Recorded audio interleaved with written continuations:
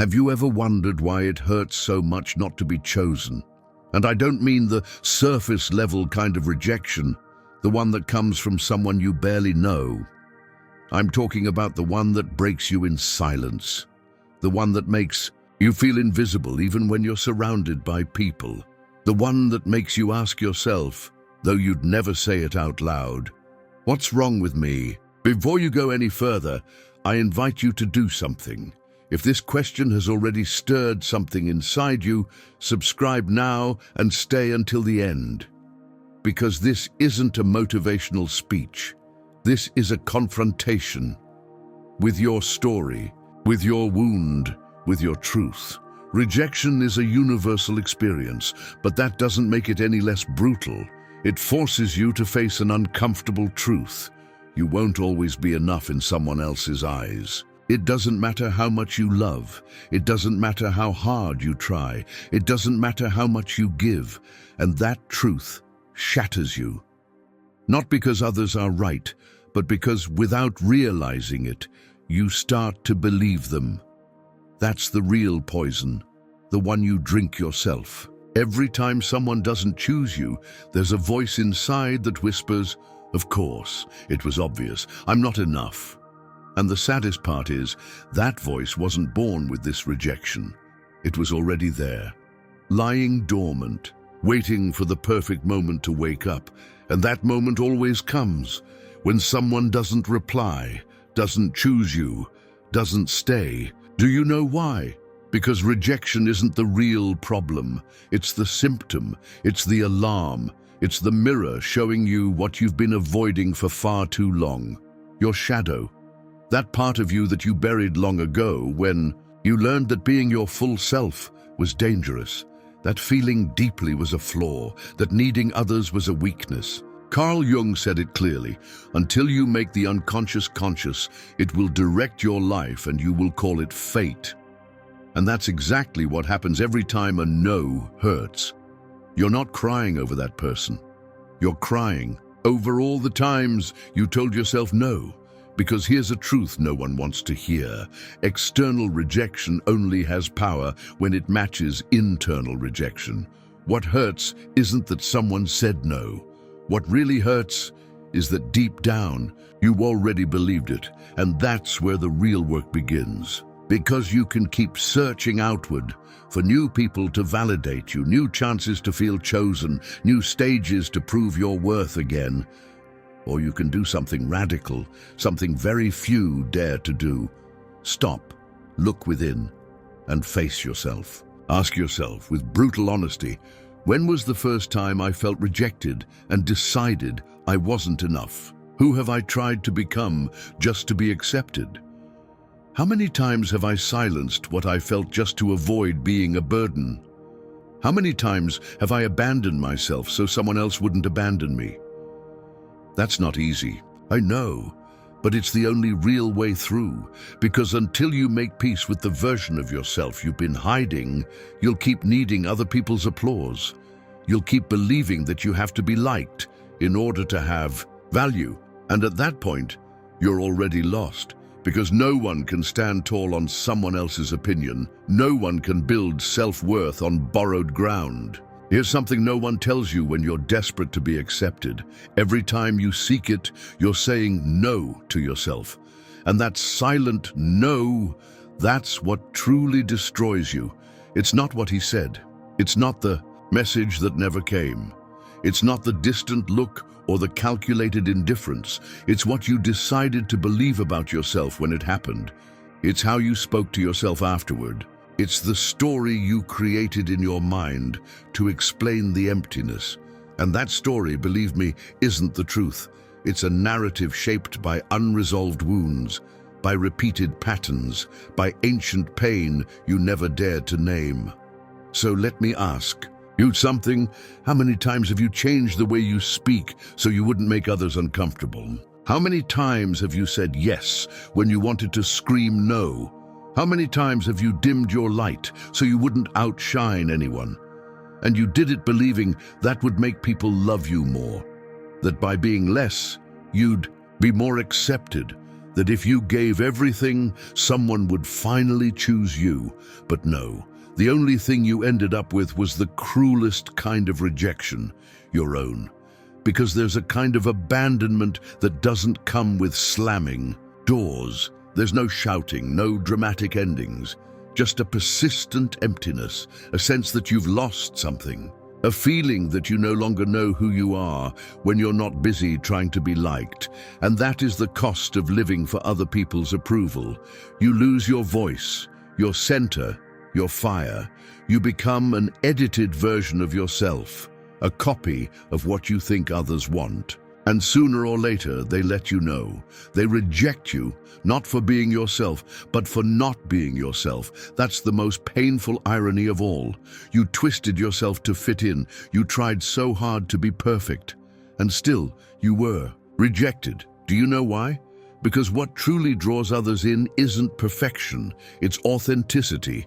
And authenticity is dangerous. It makes people uncomfortable. It doesn't always please. But it has something no mask can fake: presence. That inexplicable energy that surrounds those who don't ask permission to be, who don't wait for approval to shine, who don't apologize for having boundaries, intensity, or depth, who don't soften their voice or their desire. Those people are magnetic, not because they're trying to attract, but because they no longer need to. And that's the secret no one told you. The less you seek approval, the more you attract. Not because you're playing games, but because you're finally living in your own truth. Emotional self-sufficiency is not arrogance. It's not coldness. It's the quiet confidence of someone who's faced their shadow, wept through their emptiness, and chosen to rebuild from within, without asking permission, without waiting for a savior, without needing likes, replies, or validation. Carl Jung called it individuation, the process of shedding what you were taught to be so you can become who you truly are, even if it hurts, even if it shakes things up, even if it means losing people. Because when you're chosen for a version of you that isn't real, deep down, you know they're not choosing you, they're choosing the mask. But when you choose yourself first, with your wounds, your light, your story, your fire, you no longer need anyone else to choose you. There's something we hate to admit. This need to be loved makes us dependent. And dependence is pure poison for the soul. Because every time you wait for someone to approve of you, you're handing them your power.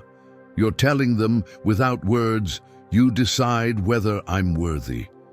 Do you see how dangerous that is? You're placing your self-worth in the hands of people who often don't even know what they want, don't know who they are, don't know how to love themselves.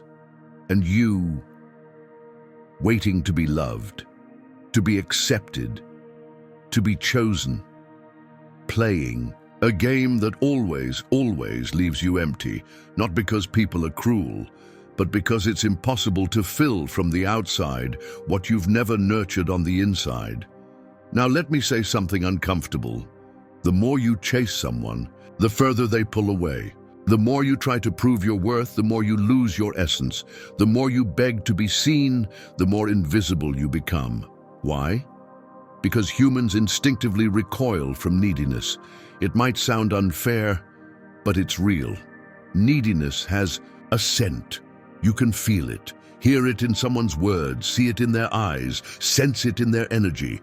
And when you become need, you stop being desire. You stop being a choice. You become a burden. And that's where everything falls apart. But there is a way out. Not an easy one, not a quick one, but a brutally powerful one. Detachment. And no, I don't mean turning to stone. It's not about pretending you don't care or acting like the cold girl who feels nothing. That's just another mask. And masks don't work anymore. Real detachment is something else. It's presence, it's power, it's emotional maturity, it's being able to say, I love you, but I don't need you to be myself. It's being able to look someone in the eye and know, if they leave, you're not leaving with them. That is freedom. If this message has already struck a chord within you, subscribe now to the channel. And if you know a woman who needs to hear this too, share it with her. Maybe this is the exact moment she needs to wake up. And that kind of freedom, you can feel it. It's magnetic, it's rare, it's irresistible. Because in a world where everyone is begging to be chosen, the woman who chooses herself is revolutionary. She doesn't chase, she doesn't beg, she doesn't compare. And not because she thinks she's better than anyone, but because she's understood something essential. There is nothing more powerful than someone who's no longer seeking validation. Do you know what a woman like that radiates? A disarming strength, an energy you can't quite explain, but you feel it because the world senses that she no longer needs it. And that kind of emotional independence, it's the most attractive force there is. Jung said it clearly. Who looks outside dreams, who looks inside awakens.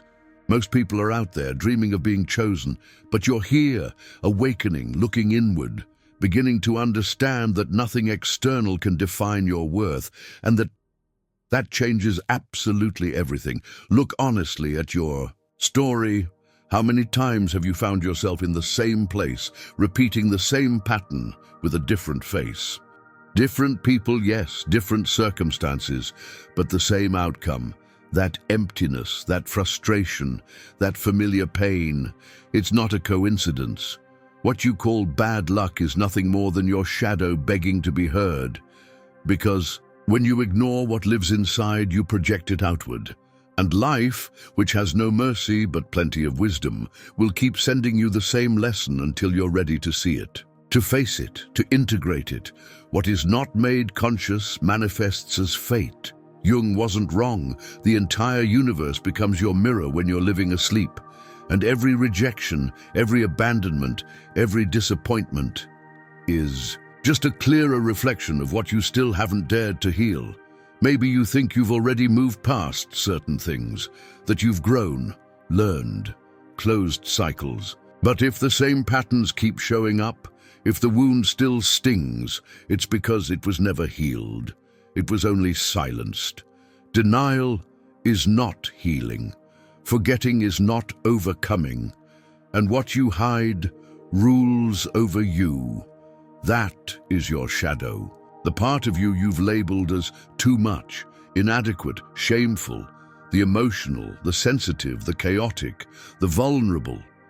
The parts you decided to hide because at some point, maybe from your parents, your environment, your partner, you were made to feel that those parts weren't welcome. And from then on, you fragmented yourself.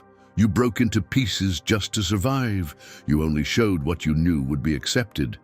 And the rest, you swept under your emotional rug, hoping it would disappear. But it doesn't. It becomes anxiety, emptiness, random anger. It becomes relationships where you're abandoned right when you give your all. It becomes the constant feeling that you're giving more than you receive. It becomes that dull ache you can't quite explain, but that follows you every day, until one day you decide to face it, not from guilt, not from drama, but from the maturity of someone who is finally done running. Because running doesn't work anymore. You can't keep selling yourself the lie that everything is fine when inside you feel shattered. You can't keep blaming others for the things you haven't wanted to face.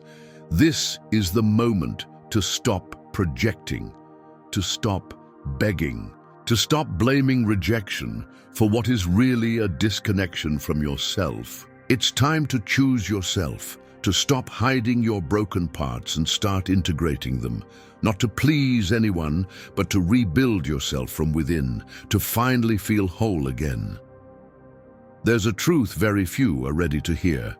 Your wound is not your weakness. It is your greatest source of power, but only if you stop hiding it, only if you choose to stop living just to appear strong and begin to live to be real. We live in a world obsessed with appearances, everyone showing their best angles, perfect smiles, filtered bodies, success stories without cracks. But you know the truth, you do it too, and deep down you're tired of pretending everything's fine when it's not. Tired of acting like you don't feel anything, when inside the silence is screaming. tired of being the strong one, the one who always can, who always holds it together, who always smiles, while inside you're falling apart in pieces no one sees, and all to avoid judgment, to avoid that cursed rejection that seems to haunt every gesture, every word, every mistake. But here's the brutal truth.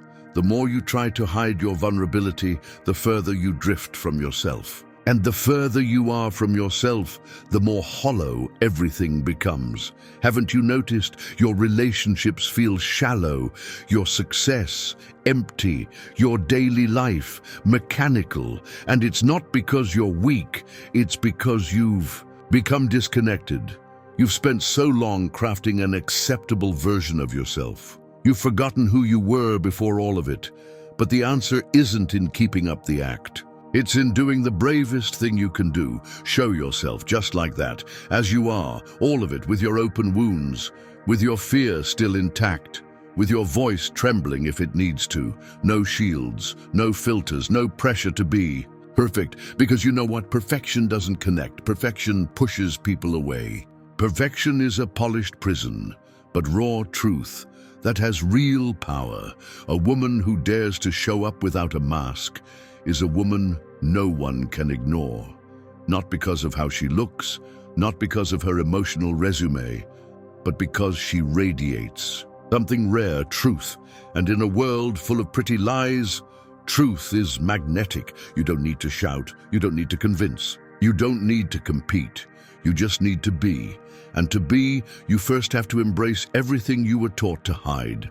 Your scars, your missteps, your broken pieces, your parts that are still healing, because right there, that's where your authenticity lives, and with it your real power. And one day, you get tired, not of others, of yourself, tired of giving everything without being asked, of constantly yielding, softening, dimming your light, of living for what others need, and forgetting what you can no longer keep silencing. It's a quiet kind of exhaustion. No screaming, no drama. Just enough that's louder than any explosion. And in that exact moment, something shifts. Not outside, inside. You no longer need anyone to confirm your worth. Because for the first time in a very long time, you choose to stop. Abandoning yourself. It might seem like a small step, an intimate, almost invisible decision, but it's an inner revolution. It's the beginning of a new life. Because what used to hurt, the rejection, the indifference, the no longer carries the same weight. Not because it's gone, but because it no longer defines you. You start remembering who you were before begging for love, before becoming that tamed version of yourself, before tying your worth to someone else's affection. And yes, at first, it hurts more. Because now, you see everything clearly. You see how deeply you betrayed yourself, how much time you invested in places where you were never meant to bloom, how many times you were the one who put yourself last. But something new is born too, a quiet but unwavering strength. An inner voice you can no longer ignore that says, no more. No more empty relationships, no more forced smiles, no more postponing your desires, no more disguising yourself to fit into molds that were never yours. Because now you know something you once feared to admit. You'd rather be alone with yourself than accompanied by someone who doesn't truly see you. And that is a quantum leap in self-worth. It's the difference between emotional survival and fully living with presence. And the world feels it. They can't explain it, but they sense it. Your energy shifts. Your gaze carries new weight. Your silence is no longer submission, it's power. Because now, you're no longer trying to fit in. You're choosing your space. You're claiming your place. And that is truly irresistible. Not because of what you say, not because of what you show, but because of what you no longer need to prove. You've stopped searching. And in that letting go, the unexpected arises. True attraction, the kind that isn't built on strategy, but on truth. What if the real purpose of your life isn't to be loved, but to win yourself back? Think about it. Maybe you spent years wondering why no one stayed, why you always had to prove, to push, to give more, why who you were never seemed enough for anyone to choose you. But did you ever choose yourself? Not poetically, not with pretty affirmations, in the real moments, in your decisions, in your everyday life, in all those small choices where, time and again, you left yourself for later. Is this resonating with you? Then don't keep it to yourself. Subscribe now and share this video with your friends, with your mother, with that one person you know needs to stop begging for love. Sometimes one message can change everything. Choosing yourself isn't taking a salt bath or writing affirmations on the mirror.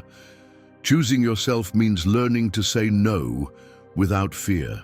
It means cutting ties that drain your soul even if it hurts. It means facing your shadows and choosing to integrate them, not run from them. It means no longer depending emotionally on someone who doesn't even know who they are. And that's not something just anyone can do, because most people would rather keep begging for validation, living in halfway relationships, holding on to empty connections just to avoid being alone, settling into a safe life that may feel secure, but never truly alive. But you can't stay there anymore. You know it.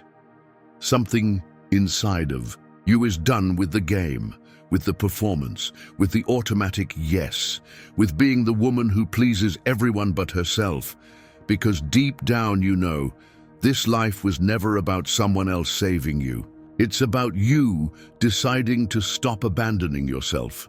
And that is a radical decision. It takes strength, it takes courage, it takes fierce honesty with yourself. It means facing every part of you that you've ever rejected.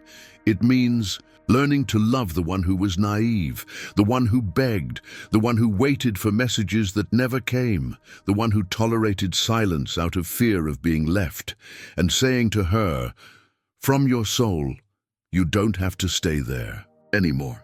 Because now you've learned, you've hurt enough.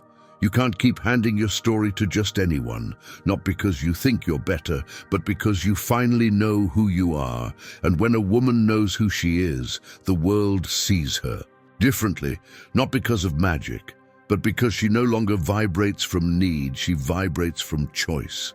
Who looks outside dreams, who looks inside awakens. That's what Jung said. And you're beginning to awaken. But now it's time to decide. Will you keep dreaming of being chosen?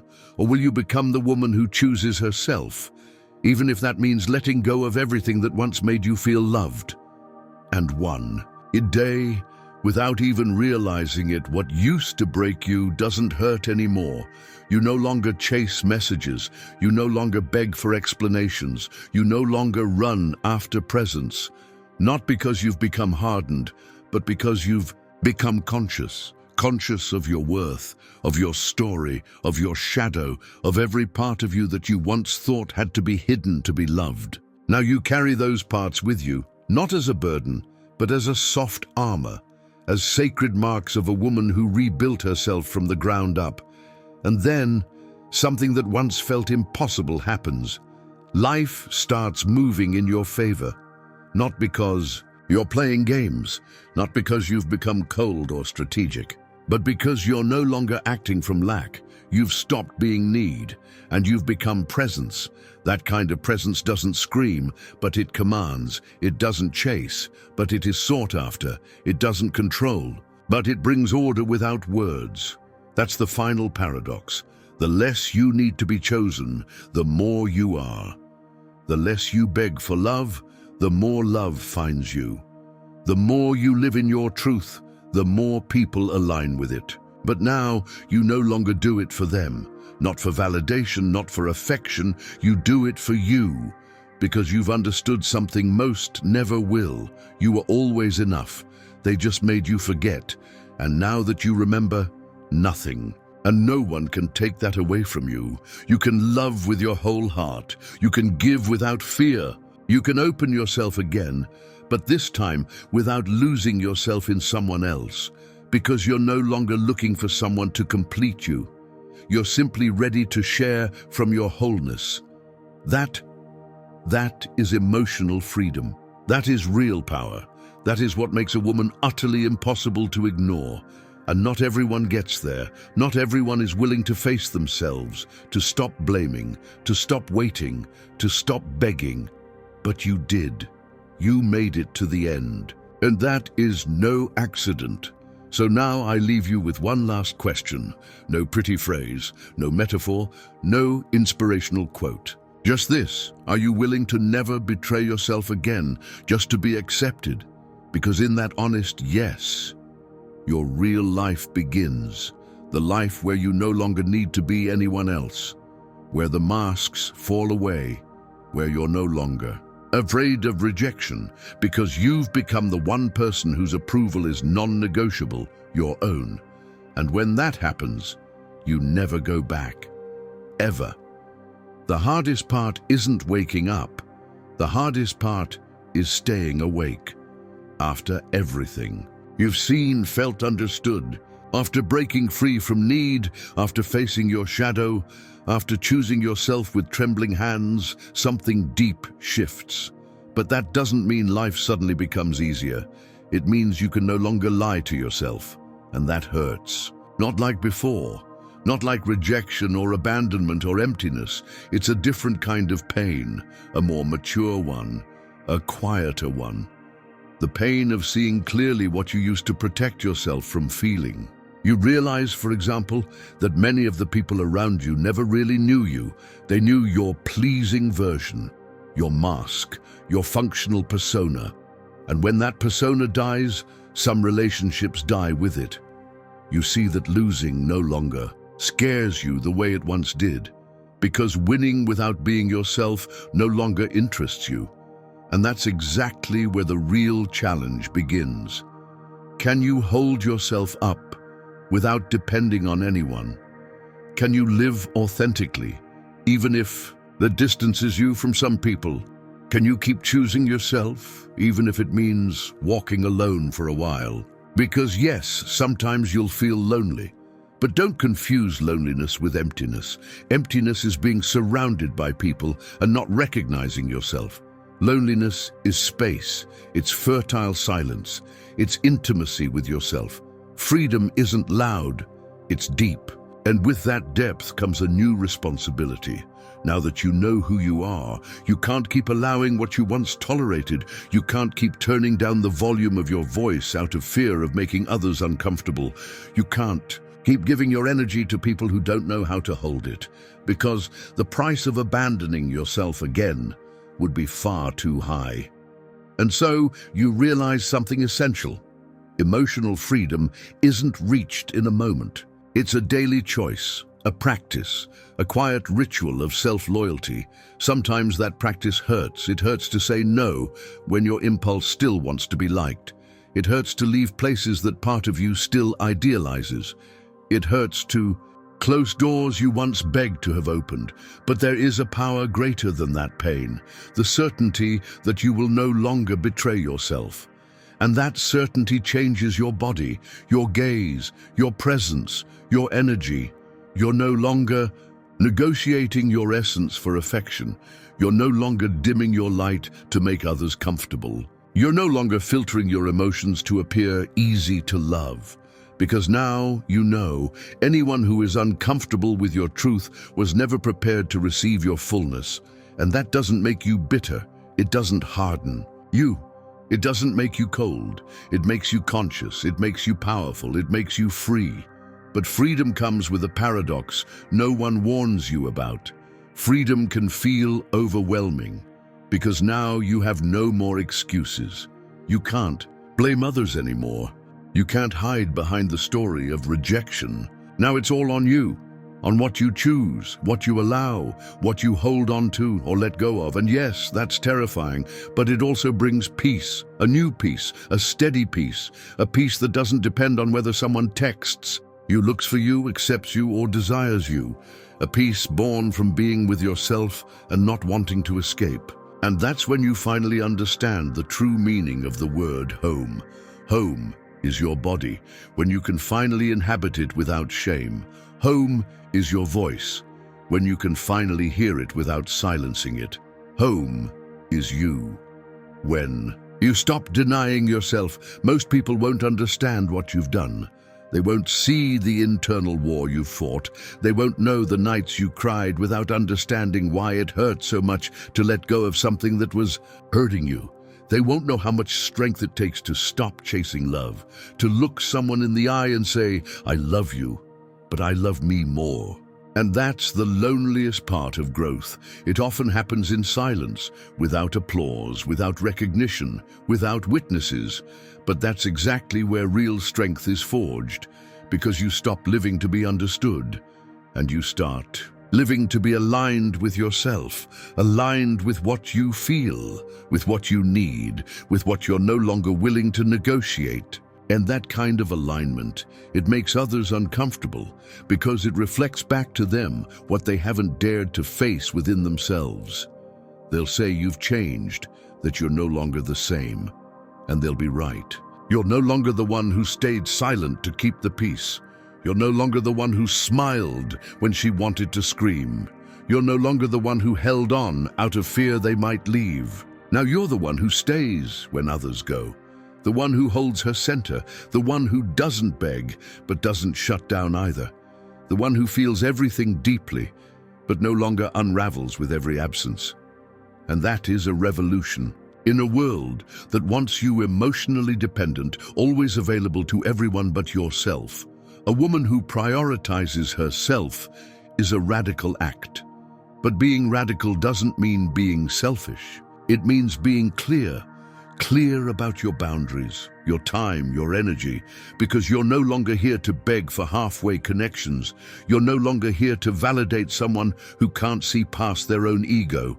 You're no longer here to play a functional role in someone else's story. Now you write your own story, and that means choosing, letting go, walking away. It means choosing relationships that elevate you, not ones that just keep you busy. It means realizing that not everything you desire is good for you. It means knowing how to release even what you once prayed for with all your heart. And that's a level of emotional maturity few people reach, not because they can't, but because they're not willing to pay the price. And what's that price? The truth, the discomfort, the silence, the waiting, the real solitude, the kind that can't be filled with noise or likes or sex or empty messages, the kind that forces you to look inward. And at first, it's hard, it's dark, it's frustrating. But if you stay, if you resist the temptation to numb, something happens. You start to see more clearly. You begin to reclaim your voice. You start to recognize yourself in the mirror, not by your image, but by your presence. And then, for the first time, you feel truly alive. Not because of what you have, not because of who texts you, not because of what you achieve, but because you no longer need to prove anything to anyone. And that moment, it's sacred. Because you return to yourself. Because you remember what's been there all along, waiting to be honored, your real self. Now you're no longer seeking love. Now you choose to love. And that shift changes everything. Because when you were seeking love, you came from lack, from hunger, from that gaping wound screaming to be filled by someone else. But now you know love isn't need. It isn't control. It isn't demand. It's sharing what's already full. That shift changes how you look at others. You no longer seek someone to save you. You seek someone who can walk beside you without you having to stop being yourself. You no longer choose from the wound. You no longer repeat patterns just because they feel familiar. You no longer stay where there's no reciprocity, just to avoid loss, because you've learned that losing someone is never as devastating as losing yourself to keep something that's dimming your light. And now you understand, with a calm you never knew before, love doesn't hurt when it's real. What hurts is attachment, dependence, idealization. What hurts is trying to hold together the unholdable. That's why now you love differently. With your feet on the ground and your soul wide open. With passion, yes. but also with awareness. You no longer give yourself out of need. You give because you choose to, and if it's not mutual, not reciprocal, not expansive, you also know how to let go, because you've learned never to betray yourself for anyone. And that is your new standard. Not beauty, not promises, not the words, the consistency. And with that as your filter, many people disappear. And it doesn't hurt, it brings relief. Because you're no longer here to teach anyone how to love you. You're no longer here to translate yourself. You're no longer here to endure in exchange for scraps of attention. Now you know what you offer is valuable. Not because you say it, but because you embody it. And those who can't hold your energy simply aren't meant to walk your path. And that doesn't make you less loving. It makes you more whole, more grounded, wiser. Because you've understood something very few ever do. You're not here to fit in. You're here to express your truth, and that matters more than any romance, more than any approval, more than any validation. And from that place, you begin to see the world differently. You no longer compare yourself. You're no longer rushed by other people's pace. You're no longer pressured by someone else's rhythm.